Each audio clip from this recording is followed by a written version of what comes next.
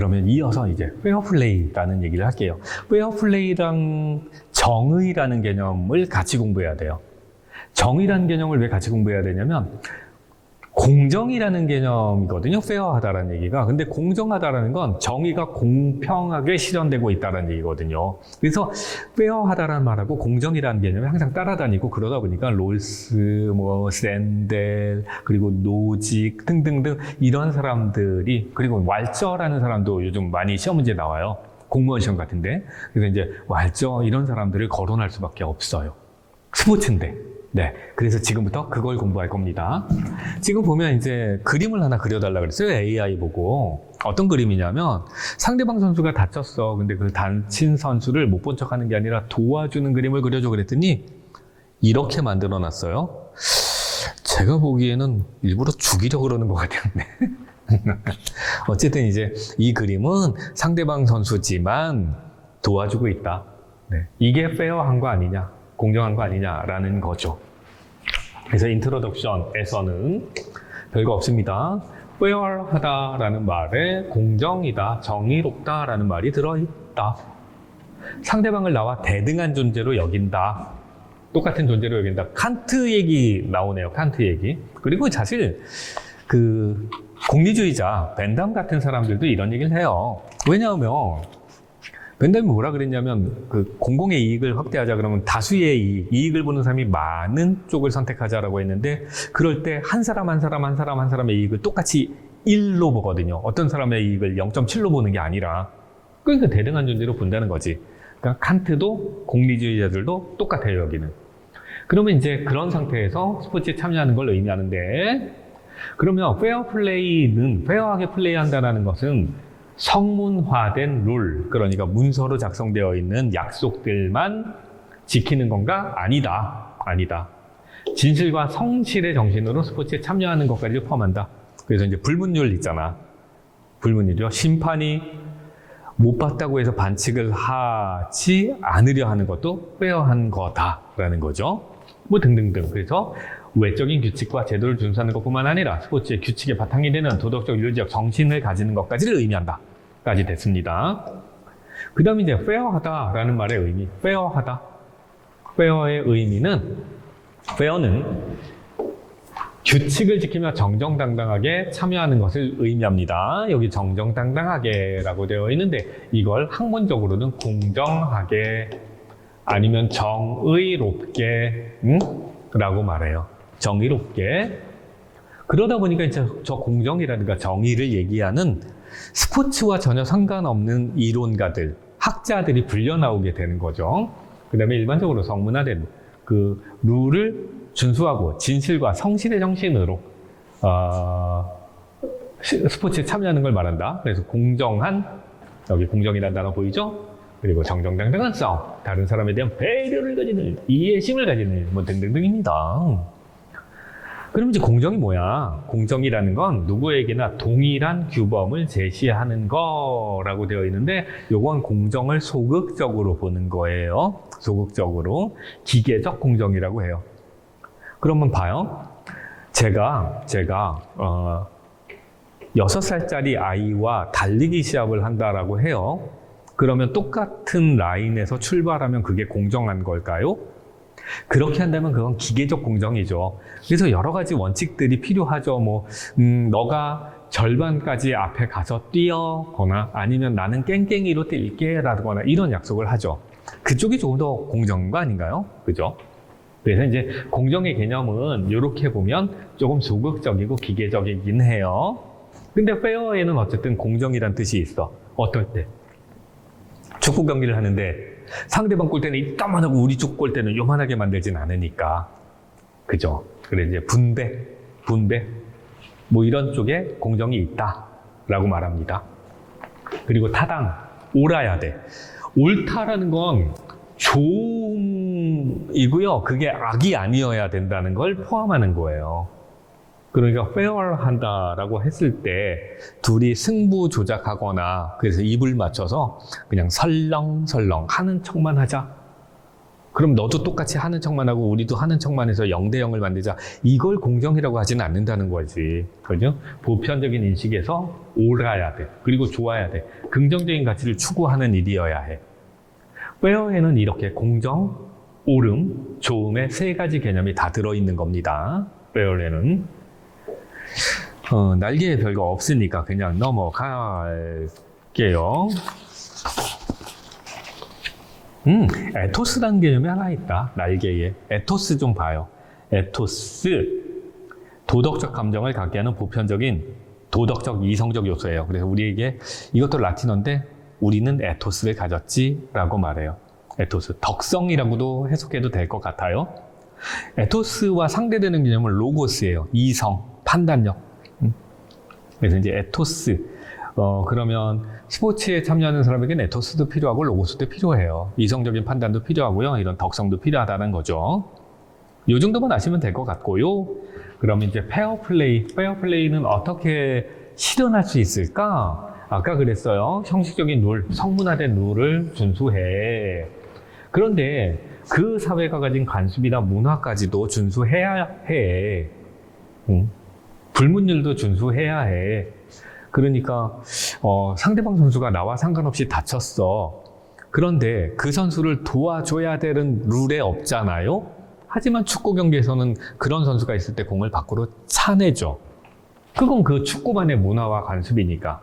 이 두 가지가 다 반영될 때 그걸 페어하다라고 말한다는 거지. 됐죠? 그 다음엔 그러면 이제 스포츠가 어떻게 하면 공정할까? 정의로울까?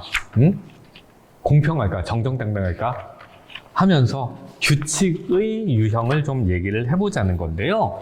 자, 여기서부터는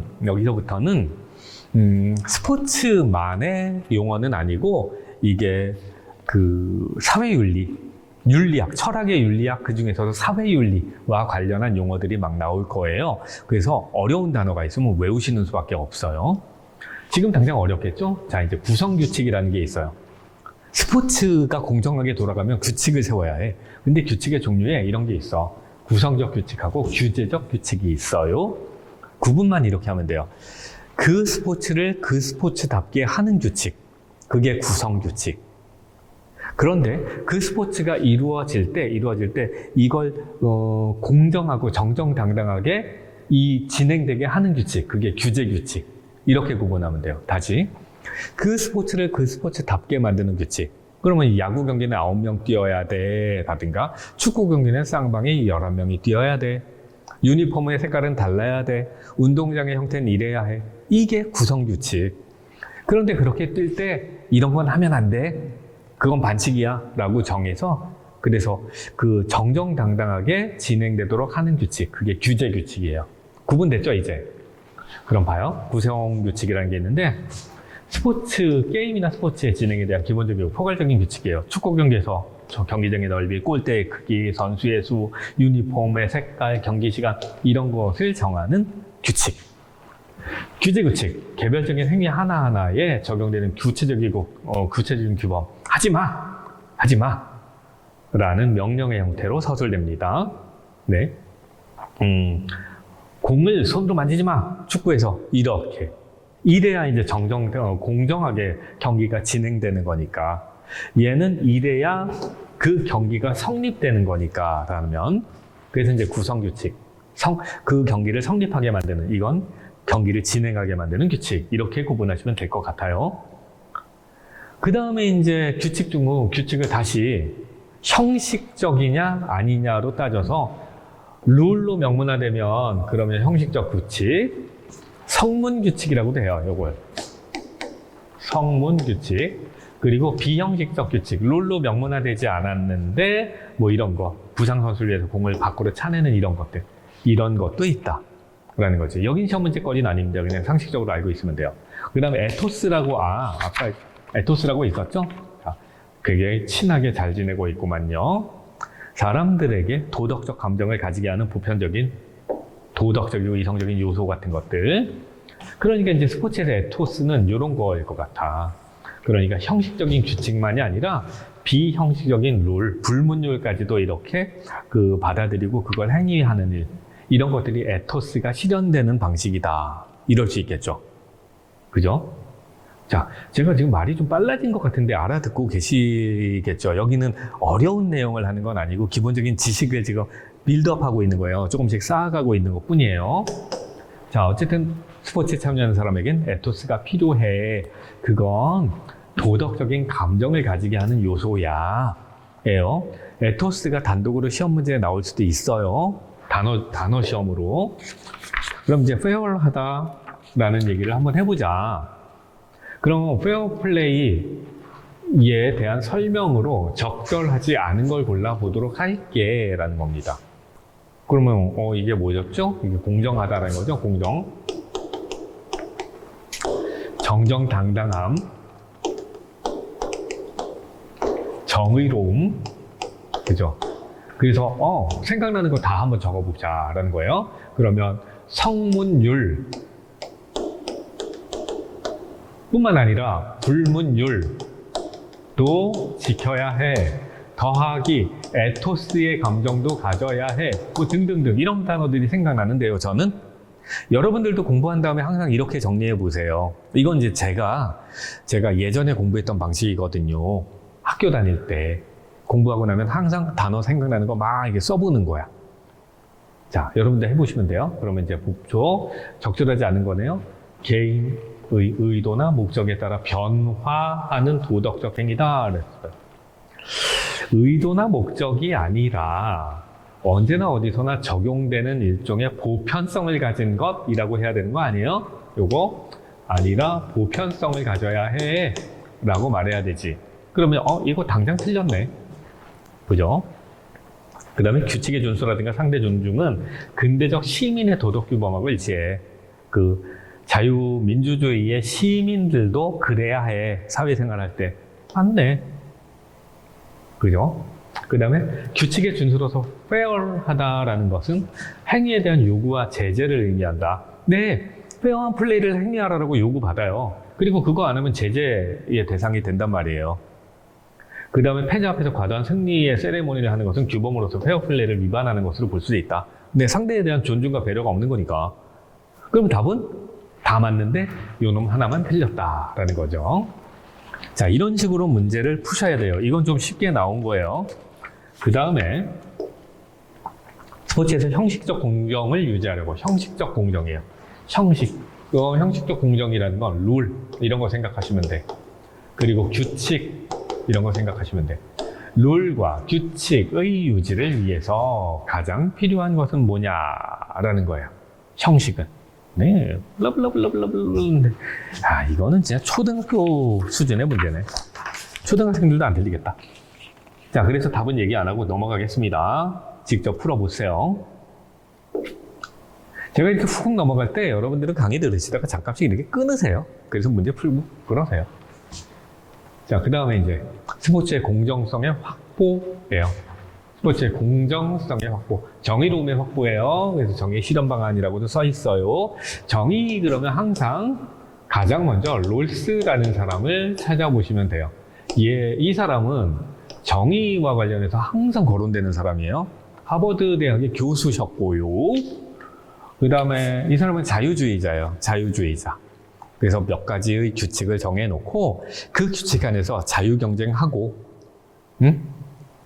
그러면 이제 정의롭다. 근데 그 규칙을 만들 때 뭔가 부족한 사람, 불리한 위치에 있는 사람을 먼저 배려해주면 돼. 라고 말한 사람이고, 그래서 사회복지 제도 같은 것을 되게 옹호하는, 잘 설명하는 사람입니다. 그리고 샌델이라는 아저씨가 이제 말하기를, 근데 그건 너무 개인적 차원에서의 정의의 문제고, 그런 것으로 공동체의 도덕성이 올라가진 않을 것 같아. 이러면서 다른 얘기를 해요. 그게 이제 정의란 무엇인가, 그리고 그 정의롭다는 오해? 이런 것들, 그런 책이에요, 샌델의. 자, 어쨌든, 롤즈 얘기가 시험 문제에 나왔어요. 그래서 롤즈 얘기를 해드릴 거고, 롤즈 거론하면 항상 따라 나와야 되는 몇 명이 있어요. 노직, 그 다음에 이제 왈저, 이런 사람이 있어서 책에 넣어놨습니다. 같이 기억해 두세요. 자, 이제, 정의를 어떻게 실현해 볼래? 라는 건데, 정의로움을 실현할 때 첫 번째는 무슨 형식적 정의, 룰을 잘 지켜야지, 룰. 그죠?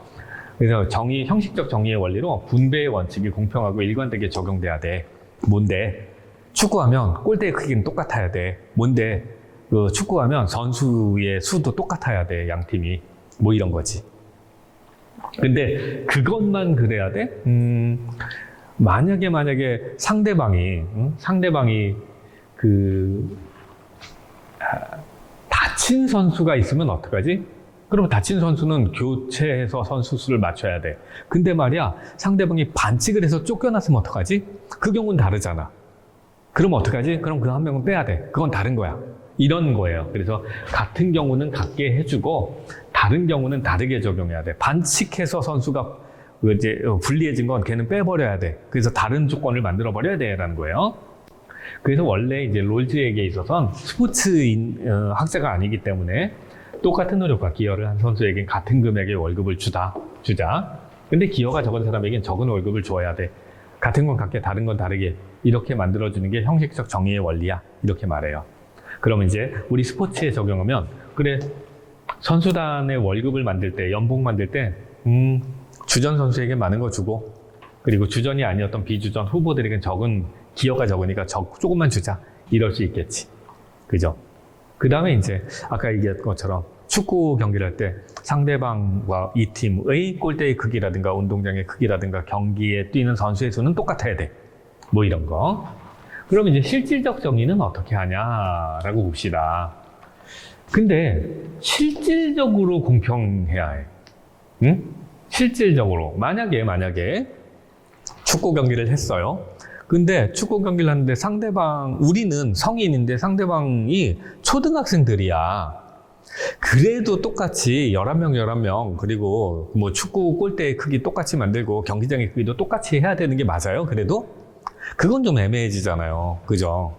그래서 이제 그럴 때는, 실질적으로 공평하지 않으니까 분배 상황에 따라 분배의 기준을 좀 다르게 정하자. 롤즈는 말합니다. 타고 태어난 우연적 조건의 차이에서 삶의 질이 달라져. 어떤 사람은 부잣집에 태어났어. 어떤 사람은 가난한 집에 태어났어. 어떤 사람은 장애를 가지고 태어났어. 다 다르잖아. 그럴 땐 불리한 위치에 있는 사람에게 특별한 지원을 해서 실질적으로 공정해지게 만들 수 있어 라는 거지. 됐죠? 그러면 이제 스포츠에 적용해 보자는 거예요. 그럼 어떻게 해야 돼? 성인팀하고 초등학생팀이 뛸 때는 성인팀은 선수 몇 명을 빼주거나 아니면 골대의 크기를 줄이거나 아니면 몇 가지 행위를 못하게 하거나 이렇게 해서 두 팀이 공정하게 경기를 할 수 있게 만들 수 있다는 겁니다. 그게 이제 정의의 시전 원리고 롤즈가 했던 얘기들이에요. 이게 다 롤즈의 원리예요. 롤즈의. 그래서 롤즈가 했던 말하고 아니면 이제 일반적으로 그런 정의론을 말하는 단어들 몇 개를 설명을 드릴게요. 이 평균적 정의라는 게 자꾸 나와요. 평균적 정의. 평균만 맞추자는 거예요. 사회적 이익을 평균적으로 공정하게 하자. 자, 우리가 같이 공부를 해요. 모여서 공부를 하다가 피자를 한 판을 시켰어. 그럼 어떻게 해야 돼요? 똑같은 크기로 나누자는 거죠. 똑같은 크기로. 그래서 사회적 이익을 평균적으로 공정하게 나누어서 균형을 맞추자. 그래서 비슷한 시간 동안 비슷한 업무를 한 직원들에게 거의 같은 정도의 임금을 주자라는 거예요. 뭐 예를 들면 축구단을 운영을 하는데 오늘 주전으로 뛴 선수에게 수당을 나눠줄 때 똑같이 나눠주자. 그러면 이제 평균적 정의라고 해요. N빵 하자는 거지. N빵 하자. 그게 평균적 정의. 원래 평균적 정의라는 개념은 그렇게 자주 쓰이는 용어는 아닌데 우리 스포츠 지도자 시험에서는 자꾸 나와요. N빵 하자. N빵 하자. 그러면 봐요. 초등학생들 팀하고 우리 성인 팀이 같이 축구를 할 때 N빵 하면 그러면 운동장의 크기 똑같이 나야 되는 거지. 선수 수 똑같이 나야 되고 골대 크기도 똑같아야 되고 그죠? 그게 N빵 하자는 거예요. 그렇게 하자. 그러면 이제 평균적 정의를 적용했을 땐 어떻게 보면 그게 진짜 실질적인 정의를 실현하지 못한다는 거죠. 그래서 이제 다른 어떤 절차가 필요하다는 거예요. 그래서 이제 분배적 정의라는 말이 있는데 분배적 정의도 거의 비슷하다고 봐도 돼요. 사회적 이익과 부담을 공정하게 나누어 가지자는 거예요. 그래서 축구 경기에서 같은 크기의 진영과 골대 같은 수의 선수로 경기를 치르자라는 겁니다. 그러니까 이거는 나눔의 문제야, 나눔의 문제. 그걸 엠빵하자에 초점이 있어요. 개념 거의 흡사해요. 유사해요. 이번엔 절차정의예요, 절차정의. 뭐냐면, 분배 정의를 실현하는 과정에서 분배 방식을 결정하는 논의의 절차와 원칙의 공정성을 유지하고 그 뒤에는 몰라라는 거야. 이게 말이 좀 어려운데 설명해 드릴게요. 축구 경기를 하는데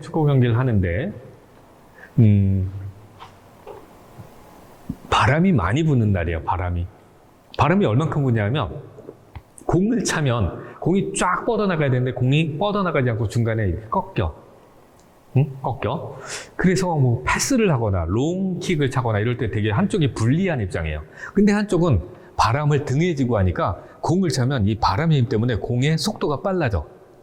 막 쫙쫙 뻗어나가. 그러면 이런 상황에서 축구를 하게 되면 어느 한쪽이 유리해지죠. 그죠? 유리해져. 그러면 이런 경우엔 아까 말했던 이걸 실현하기가 어렵다는 거예요. 그럴 땐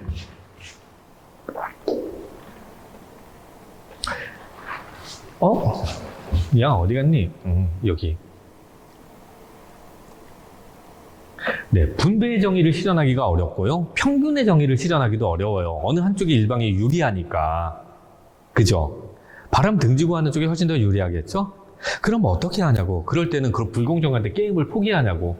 그게 아니라, 그러면 이렇게 약속을 해보자는 거예요. 가위바위보, 아니면 동전을 던져.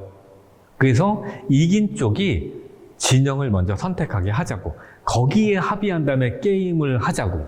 그럼 나중에 이렇게 뒤집어질 수도 있으니까, 진영을 바꾸니까. 응? 그러면 이제 그런 절차에 합의한 다음에는 그 다음에 결과는 받아들이자. 그걸 공정하다라고 보자. 라고 얘기하는 게 절차정의입니다. 그게.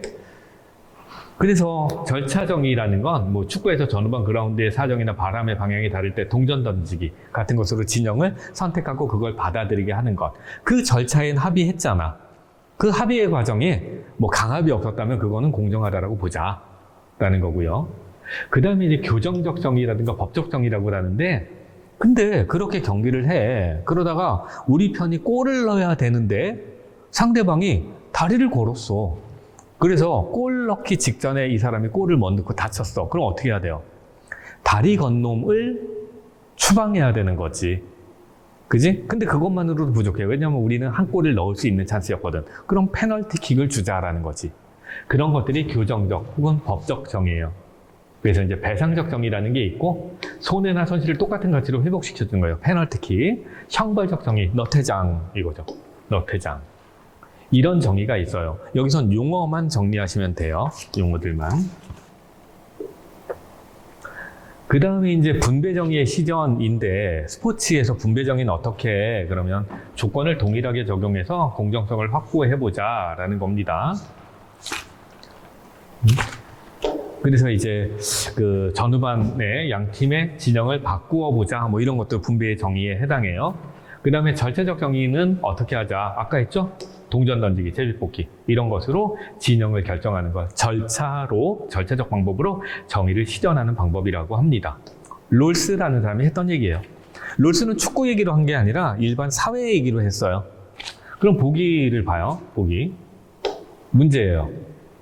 괄호에 들어갈 정의의 유형은 운동선수의 신체는 훈련으로 만들어지기도 하지만 유전적 요인에 의해서 우연적인 요인에 의해서 타고 태어나기도 한단 말이에요. 근데 농구, 배구 선수의 키는 타고난 우연성에 해당하는데 일반적으로 스포츠 경기에서는 이러한 불평등, 그러니까 즉 누구는 더 커, 근데 누군 작아. 그래서 큰 사람은 농구 선수가 되지만 작은 사람은 농구 선수가 되지 못해. 이건 불평등인데? 라는 문제를 따지지 않는다는 겁니다. 왜 안 따져요? 왜냐하면 스포츠는 자발적인 선택의 문제야. 그러니까 농구 선수 누가 하고 싶어 하래? 키가 작은데 왜 농구 선수를 하겠다고 꾸역꾸역 와가지고 왜 공정을 요구해? 스포츠는 그런 건 안 적용할 거야. 그걸 똑같이 나누어서 그래, 키 큰 사람 얼만큼, 키 작은 사람 얼만큼 이렇게 뽑지 않을 거야 라고 말하는 거예요. 이 얘기는. 그렇다면 스포츠는 어떤 그런 상황에서, 그죠? 그래서 이제 키 큰 사람만 뽑아서 스포츠 선수를 만들 거야. 얜 어떤 정의가 적용되지 않은 것인가? 라는 겁니다. 어떤 정의가 적용되지 않은가?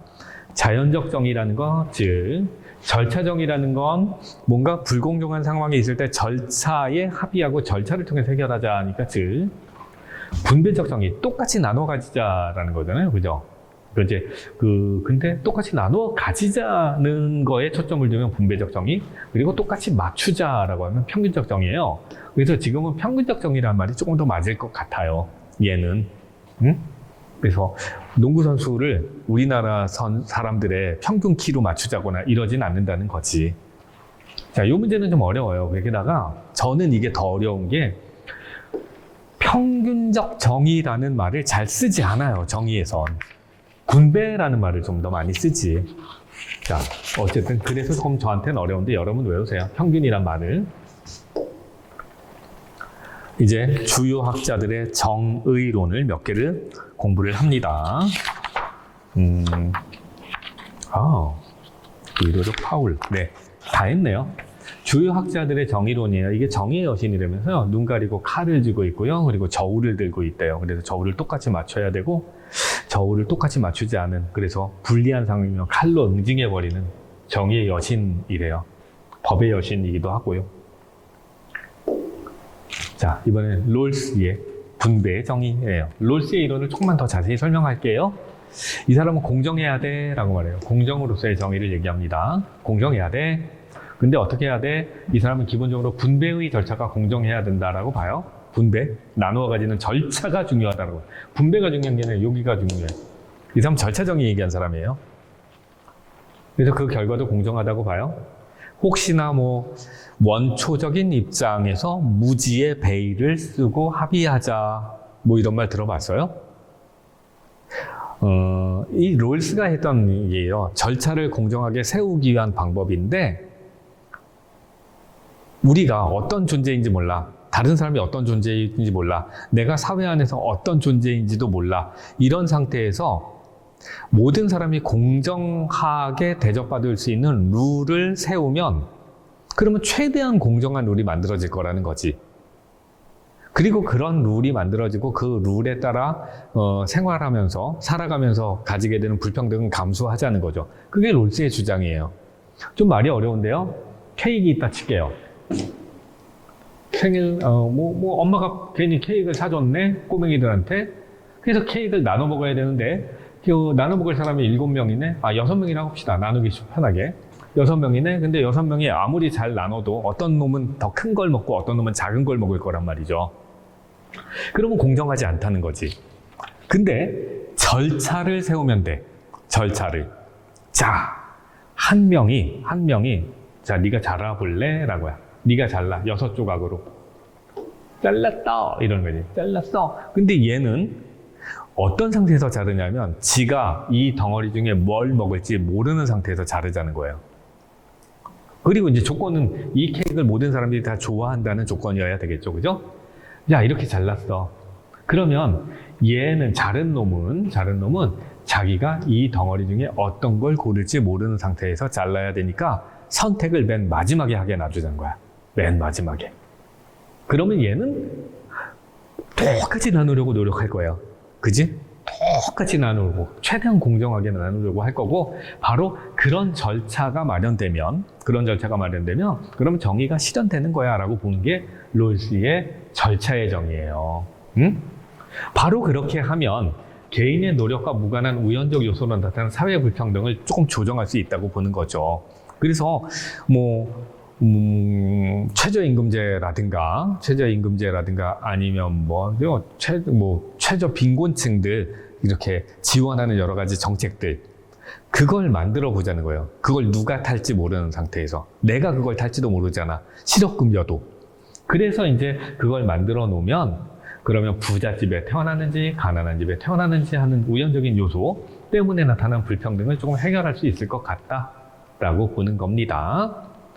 그리고 제1원칙이 나왔는데, 네, 요거는 뒤에서 설명할게요. 지금은 제1원칙은 제2원칙에 우선하고 제2원칙에선 기회균등의 원칙이 차등의 원칙보다 우선한다라고 본다. 요건 그냥 읽고만 넘어가요. 그럼 볼게요. 제1원칙이 뭐냐면 사회 안에 재화가 있어. 그건 모두 공평하게 평등하게 배분되어야 된다는 원칙이에요. 그러니까 축구를 해. 그러면 양 팀의 축구장의 크기는 똑같아야 되고 경기장 크기 똑같아야 되고 골대의 크기도 똑같아야 돼. 스포츠에 적용하면 그런 겁니다.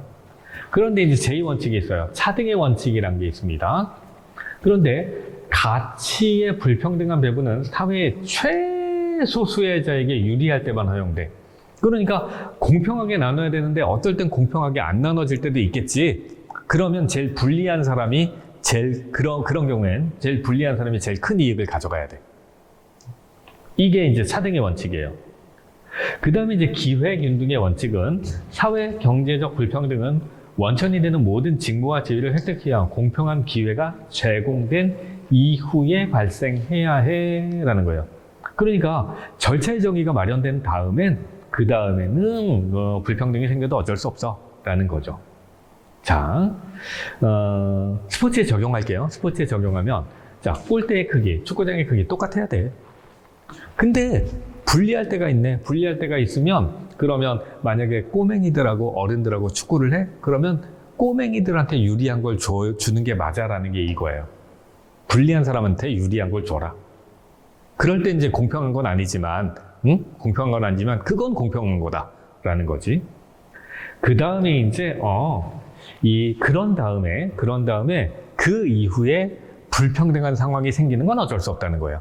그랬는데도 불구하고 어른들이 이겼어. 그건 어쩔 수 없다는 거지. 됐죠? 자, 그래서 이제 이렇게 여기에 제1원칙이 자꾸 넘어가지 마. 제1원칙은 제2원칙에 우선한다.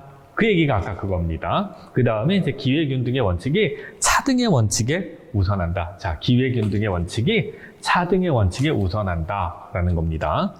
요건 근데 어떤 게 더 우선한다라는 건 시험 문제 나올 것 같지도 않으니까 요 정도만 보면 돼요. 이게 많이 길어집니다. 이게 잘못하면. 그 다음에요. 이제 노직이라는 사람이 나와요. 노직. 미국 사람.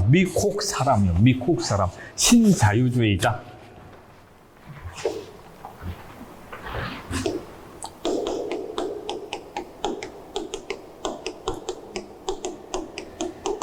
자유주의라는 개념은요, 아담 스미스라는 사람으로부터 유래합니다. 아담 스미스가 뭐라고 하냐면 사람들은 자유롭게 경쟁할 자유를 가지고 있고 그런 사람들의 자유로운 경쟁이 시장을 더 좋은 곳으로 만든다. 이렇게 말해요. 그리고 시장이 발달하고 나라가 발달한다. 경제가 발달한다. 그러니까 그냥 시장의 자유에 맡기고 국가는 개입하지 말자라는 거죠. 그런데 그러다 보니까 불평등이 너무 심해지거든. 그래서 국가가 개입해서 뭔가 복지제도라든가 뭐 등등등을 만들고 그 불평등을 좀 바로잡아 보자라고 말하는 사람들이 있어요. 그런데 이제 노직은 다시 반박하는 거예요. 무슨 소리냐? 개인 건 개인 거지. 라고 말하는 거예요. 노직. 그래서 이제 이 사람은 소유로서의 권리를 주장합니다. 재화의 취득이라든가 양도라든가 이전에 절차가 정당해. 법적으로 아무 문제가 없었어. 그러면 그 소유물은 개인이 절대적으로 가지는 거야. 국가를 포함한 그 어느 누구도 개인의 소유권을 침해하면 안 돼 라고 주장해요. 그러면 이제 이 사람은 그 스포츠에 적용한 뭐라고 하는 거냐면 돈 많은 팀이 좋은 선수들 모아서 그래서 우승을 하겠다는데 그게 무슨 문제인데 왜 국가가 자꾸 개입하거나 아니면 룰을 만들어서 뭐 연봉 그 상한제 뭐 이런 걸 만들려고 하냐고 라고 주장할 거예요. 연봉 상한제가 뭐냐면 한 팀이 사용할 수 있는 연봉의 총액을 정하겠다는 거예요. 그래야만 어떤 한 팀이 비싼 선수를 다 데려가지 못하는 거니까. 노직은 아마도 그런 연봉 상한제에 찬성할 거란 말이에요. 무슨 말인지 알겠죠? 노직은 자유주의자, 신자유주의자다. 국가 개입 아니면 룰을 세워서 불평등을 바로잡으려는 행위 이런 거 반대하는 사람이다 라는 거예요. 그 다음에 이제 노직이 정한 원칙 몇 개가 있습니다. 잠깐만요. 네, 날개에 별거 없으니까 그냥 여기만 보고 설명하면 되겠네요. 최초 취득의 원칙이다라는 거예요. 최초로 어떤 것을 취득할 때 처음에 제가 집을 사요. 아니면 차를 샀네? 그럴 때 타인에게 부정이나 불법을 저지르지 않아서 내가 그러면 그건 합법적이다라고 보자는 거예요. 그건 합법적인 걸로 보자. 그러면 이제 A팀하고 B팀이 있는데 A팀이 돈을 벌었어. 근데 그 돈이 부정한 돈이 아니었어. 그래서 우수한 선수를 다 사버렸어. 그러면 그거는 합법적이라는 거죠. 양도 또는 이전의 원칙이다. 자신의 노동에 의한 결과를 범해서 타인에게 정의롭게 이정된 것에 대해서도 정당한 소유권을 가지자. 그래서 이제 선수를 사모았어. 그래서 그 선수들이 인기를 얻잖아요. 그러면 선수의 몸값이 비싸지죠.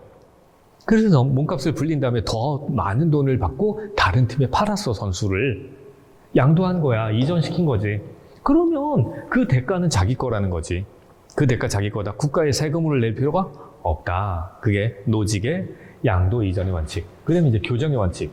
교정의 원칙이란 건 뭐냐면, 근데 이제 소유권의 취득이라든가 양도에 잘못이 있었어. 법적으로 문제가 있었거나, 불공정했어. 응? 불공정했어. 정의롭지 못했어? 그러면 국가 그때 개입해서 교정하자는 거죠. 국가는 그러니까 뭔가 문제 있을 때만 개입하라는 거예요. 이 사람에 따르면. 자, 여기까지가 노직의 정의의 원칙이고요. 노직의 정의의 원칙은 왜 얘기했냐면, 롤즈의 완전히 극단적인 반대쪽에 있는 사람이에요. 물론 이제 롤즈보다 더 이렇게 정의를 얘기하는 사람들이 있긴 해요. 그런 사람들에 비하면 노직은 훨씬 더 극단적으로 반대에 있죠. 근데 스포츠에서 낼만 하더라고. 스포츠에서. 그 다음 이제 왈저의 분배적 정의, 복합평등의 정의라고 돼요. 우리 이런 경우 본 적 있지 않나요? 어떤 경우냐 하면 A라는 사회 영역에서 인기를 얻었어. 그 사람이 유명해졌다? 예를 들면 연예인인데 유명해졌다? 근데 갑자기 이 사람을 정치 쪽에서 데려가요. 비례대표로. 그래서 국회의원까지 된다? 이 사람은 정치적인 행동이나 정치적인 의견이나 이런 걸 한 번도 얘기한 적이 없는데 인기가 있다는 이유만으로 정치 영역에 가요. 그러면 이 사람이 정치인으로서의 명망을 얻고요. 그 다음에 평생 나오는 연금을 받아요. 혹은 정책을 만들 수 있는 권한을 가지게 되어서 그 정책을 만들어서 자기 쪽 출신들, 이제 배우들이라든가 연예인들의 지위를 높이려고 해요. 그런 권한을 가진다는 거지. 이런 경우들 종종 봤죠, 그죠? 그런 경우도 많잖아요. 스포츠인이 정치에게 가는 경우도 있고. 그러면 이게 타당한가? 어떤 특정한 분야에서 노력하고 명망을 만들어 온 사람들의 밥그릇을 이 사람이 뺏어버리는 건 아닌가라는 그런 문제가 생겨요. 이런 행위가 정의로울까? 정의롭지 않은 것 같다. 이런 이제 비판도 생기는 거고. 무슨 말씀인지 알겠죠? 그죠? 그리고 이제 우리 사회에 당장 그런 일들이 많이 보이잖아요. 이런 같은 이제 국가기관에 속했던 사람인데 그 국가기관이 3권 분립되어 있는데 특정한 국가기관에서 명성을 얻은 사람이 또 다른 국가기관으로 옮겨가서 여기에서도 권력을 가지는 일. 이런 경우들도 흔하게 생기고요. 우리나라뿐만 아니라 외국에서도 그런 일은 흔하거든. 그게 과연 정의로운가? 자, 왈저가 말합니다. 빠밤, 정의롭지 않다. 특정한 영역의 사회적 가치가 지배적인 역할을 하고 그래서 다른 영역의 가치를 쉽게 얻는 걸 금지합니다. 대기업 같은 경우에는요. 은퇴한 검사들을 스카웃을 합니다. 그래서 변호인단을 꾸려요. 왜? 돈이 많으니까. 그리고 이런 대기업들은 법적인 분쟁에 휘말릴 가능성이 높으니까 그런 빵빵한 사람들, 법 쪽에 있던 빵빵한 사람들로 변호인단을 만들어요. 그래서 이 사람들은 이제 어떤 법적인 분쟁이 생겼을 때 이 사람들을 변호사로 내보내서 그래서 분쟁에서 이깁니다. 소송에서 이겨요. 그러니까 이 사람들이 이 대기업이 경제활동을 통해서 얻은 사회적 가치, 재화를 가지고 또 다른 사법적 측면 이런 데서도 권력으로 사용하고 있다는 거지. 그게 과연 맞는가? 왈처는 말합니다. 타당하지 않다라고. 그거는 부당하다라고 말해요. 그래서 이제 이 사람은 다원적 정의라고 하는데 정의의 기준은 공동체마다 다를 수 있고 따라서 각 영역에 따라 다른 기준을 적용해야 돼. 한쪽에서 한쪽에서 힘을 가진 사람이 또 다른 쪽에서 힘을 가지는 건 정의롭지 않아. 한쪽의 정의라는 걸 또 다른 쪽에서 정의로 이렇게 구현하고 아니면 적용하는 것도 옳지 않아. 라고 말하는 거예요. 그러면 이제 스포츠에서는 뭐라고 말할까? 스포츠에서 명성을 얻은 사람들이 대중매체에 가서 뭐 이제 다른 연예인들보다 더 유명해지고 더 많은 페이를 받으면서 연예 프로그램에 나오는 것, 이런 것들은 옳을까? 옳지 않을 것 같아. 이런 식으로 말하겠죠, 이 아저씨는. 그 다음에 이제 의도적 파울입니다. 다 했습니다. 이 강도 이제 의도적 파울 그리고 승부 조작만 보면 돼요. 의도적 파울은 왜 얘기하냐면 의도적 파울이라는 거는 페어한 행동이냐 아니냐, 공정한 행동이냐 아니냐예요. 의도적 파울은 두 가지가 있어야 돼요. 의도성이 있으니까 의도겠지? 그리고 규칙을 위반했으니까 파울이겠지, 그치? 근데 의도적 파울이 그 공정하지 않은 행동인가 아닌가는 여러분들이 판단하시면 돼요. 이건 논점이 있는 거야. 페어플레이 정신을 훼손하는 행위인가라는 윤리적 논점이 있다는 것. 그것만 생각하면 되고요. 찬성론 반대론이 어떻게 얘기하는지만 보면 돼요. 찬성 쪽에서 말합니다. 반칙도 경기의 일부다. 그래서 스포츠의 본질을 손상시키지 않는다고. 찬성에서는. 그래서 의도적 파울의 대표적인 게 농구의 그 파울 작전이잖아요. 농구의 파울 작전. 그리고 축구 같은 경우에도 상대 골게터가 골을 잡았을 때 일부러 다리를 걸어버리기도 하잖아요. 워낙 잘하는 선수는. 그래서 메시 같은 경우에는 반칙의 대상이죠. 근데 이건 승리를 위해서 허용된 전략 중에 하나다. 응? 반칙을 적절하게 잘 쓰는 것도 능력이다. 탁월함이다. 아르테다. 그러니까 난 찬성한다. 이런 쪽도 있고, 반대로는요, 규칙의 위반이라는 것 자체가 본질을 훼손하는 거지, 파울이. 응? 그래서 이건 제재의 대상이 된다는 거잖아. 그러면 이제 제재의 대상, 뭐 보상이든 처벌이든 간에 제재의 대상이 되는 거니까, 네. 그거는 안 되는 거야. 반칙을 통해 얻어진 승리는 정정당당하지도 않아. 스포츠맨십에 어긋나. 반칙 행위가 선수의 탁월함을 드러내는 방식이 될 수 없어. 이런 식으로 얘기해요. 찬성과 반대가 있다는 거예요. 거기만 알면 되고요. 옛날에는 이게 시험 문제 나왔는데 최근에 안 나와요. 최근에는. 그 다음에 이제 승부 조작. 승부조작은 무조건 안 되는 거지, 그치? 공정하지도 않은 거고. 근데 승부 조작이 발생하는 이유는 대형 스포츠 리그가 유행하면서 매일매일 경기가 열리고 있죠. 매일매일, 거의 매일. 그러면서 큰 돈이 오고 갈 가능성이 생겼죠. 그 다음에 이제 그러다 보니까 그걸 대상으로 도박, 산업이 성행할 수 있게 된 거지. 그러다 보니까 이제 이겨야겠어, 어떻게든. 그래서 선수 간, 아니면 감독 간, 팀 간의 승부 조작이 발생하고 있죠. 자, 스포츠맨십을 위반하는 행위니까 얘는 무조건 어떤 방안이 마련돼야 된다라는 거예요. 여기는 그냥 빨리 술술 넘어가야 돼. 얘네들 지금 이제 모여서 돈을 주고받고 있어요. 그죠? 승부 조작한 것 같고 그래서 돈 나눠 먹고 있는 것 같죠? 그런데 승부 조작의 윤리적 쟁점이 뭐냐면 첫 번째, 하지 말라는 걸 한 거야. 그러니까 형식적 룰, 명문화되어 있는 룰을 위반한 거예요. 두 번째는 스포츠가 가지고 있는 페어플레이라든가 스포츠맨십이라든가 하는 관습과 문화를 어긴 거예요. 그래서 비형식적 규칙을 위반한 거고, 그리고 스포츠맨이 가져야 되는 성실의 의무, 관중에게 성실한 경기를 보여줘야 돼, 성실하게 스포츠에 참여해야 돼라는 의무를 해친 거고, 결과적으로 불공정한 거지. 그죠?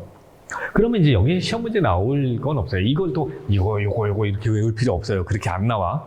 그렇게 나온다 그래도 안 틀려요, 여러분들은. 걱정하지 마요. 그러면 이제 이걸 어떻게 바로잡을까의 문제 정도만 아시면 돼요. 이걸로 이거랑 문제 하나 푸는 것으로 이번 단원을 끝낼게요. 선수의 내적 통제를 통해서, 자, 여기서 문제 분석. 글자 단위로 보지 말고요. 굵직한 키워드 단위로는 봐줘야 돼요. 문제를 풀 때. 자, 봐요. 이게 키워드예요. 여러분들이 2번 이상 떨어지신 분들, 2번 이상 떨어지셨고 혹시 과락이 있었던 분들, 특히나 그 과락이 사회학이나 윤리학, 사회학 윤리학에서 나오신 분들, 그런 분들은 문제를 잘 보시는 거를 연습하세요. 저처럼 하세요. 이거는 제가 이제 가르치는 학생들한테 반드시 시키는 거예요. 문제를 보면서 중요한 단어를 찾아서 메모 쳐라라는 거예요. 이렇게, 저처럼. 그리고 할 수 있는 거니까 동그라미 이렇게. 선, 수, 예 이렇게 하지 말고 내적 통제. 그래 내적 통제가 중요하지. 그리고 승부 조작을 최소화하자고 막아보자고. 이러면 되잖아. 그럼 내적 통제가 뭔데? 그러면 내적 통제의 반대말은 외적 통제지. 외적 통제니까 뭐 룰이라든가 그죠? 규정이라든가 이런 걸 통해서 이걸 통제하는 거라면 내적 통제는 뭐예요? 자율적으로 그죠? 자율적으로 자기 스스로 반성과 성찰을 통해서 이럴 때 우리가 내적이란 말을 쓰잖아요. 내적 갈등이 있어 이러기도 하고 이걸 통해서 승부 조작을 최소화하는 거니까 자 봐요. 여기 쭉 봐. 그래서 그 사람의 내적 상태를 바꿀 수 있는 장치만 고르면 답이 저요 이러는 거예요. 근데 그런 생각을 안 하니까 문제가 더디 풀리는 거고 문제가 어렵게 느껴지는 거예요. 이 문제는 점수 주려고 한 거예요. 자 여기서 이제 내적 통제하고 상관 있는 거 어디 있어요? 답은 얘기 안 할래요. 이건 답은 여러분들이 정해야 돼. 여러분들이 찾아야 돼요. 이건 너무 쉬운 문제거든. 근데 이게 왜 답인지 모르겠어. 그러면 카페에 질문을 올리시면 답해 드릴게요. 자, 이제 이렇게 됐고 그 다음에 이제 4번 문제 하나만 풀어볼까요? 4번 문제. 롤즈의 정의론의 몇 가지 개념을 그리고 이제 그 평균적 정의라는 말은 잘 쓰는 말은 아닌데 평균적 정의란 말까지 합쳐서 시험 문제를 냈어요. 그러면 보기에 기억과 니은의 스포츠에서 정의에 대한 개념으로 바르게 묶인 것은 했어요.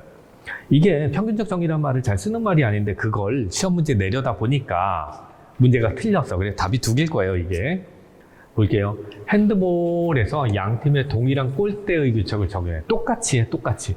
그러면 똑같이 해. 그러면 어떻게 돼야 돼? 평균을 맞춘 거야. 근데 이 평균을 맞춰서 똑같이 분배하려는 거야. 그럼 여기 두 개가 같은 말이지. 그리고 테니스에서 시합 전에 동전 던지기를 통해서 선공 후송을 결정했지. 절차를 따진 거야. 절차를 만든 거야. 이렇게 됐죠? 비진? 그러면 이럴 때 저 같은 경우에는 위에서부터 안 내려오고요. 요걸 먼저 찾아놔요. 그래서 이렇게 찾는다. 그래 놓고 앞에 답을 봤더니 똑같은 말이 이렇게 있다라는 거죠. 그래서 이제 얘가 스포츠 지도자 연수원에서 처음에 답을 발표할 땐 요걸 답으로 발표했어요. 요걸. 근데 이제 매년 시험이 끝나면 저희 카페에서 문제를 분석하고 이건 한번 그 이의 제기를 한번 해보세요 라고 이제 뭔가 근거들을 마련해 드리거든요. 마련해 드리면서 이거 이상해요. 이것도 답이라고 한번 주장해 보시죠. 이의 제기 하세요 라고 추천을 드렸고요. 설명을 드렸고 그래서 이 답이 두 개가 다 답으로 발표가 되었습니다. 정정되었어요. 근데 스포츠 지도자 시험에서 이렇게 답이 정정되는 경우가 그렇게 흔하진 않아요. 그렇게 쉬운 일은 아니라 우선 공부를 꼼꼼하게 하셔야 되는 거고 그 다음에 문제가 잘못 나왔을 때 아니면 애매하게 나왔을 때 문제를 출제한 의도를 좀 잘 보실 줄 알아야 되는데 그건 좀 어렵죠. 그죠? 아니면 세 번째, 끝까지 물고 늘어져서 답을 바로 잡아야 하는데 그럴 시간이나 용기를 가진 분들이 많지는 않다는 거. 그래서 답이 이렇게 바로 잡혀서 두 개가 되는 경우는 생각보다 많지 않다는 겁니다. 자, 개념 정리, 평균 분배 절차 잘 해놓으시면 되겠습니다. 이렇게 해서 이제 2강까지도 끝난 거예요. 2강. 자, 부지런히 달렸는데 1강에 비해서는 할 얘기가 좀 적었지만 그래도 이번 2단원에서 롤스 얘기 나왔고 노직내 얘기 나왔고 그리고 왈처 얘기 나왔고 그리고 정의의 몇 가지 종류들, 개념들 얘기가 나왔죠. 그 개념을 반드시 외우시고 그 다음에 그 개념들을 스포츠에 적용하실 수 있어야 돼요. 적용하시는 것 자꾸 연습하시면 되겠습니다.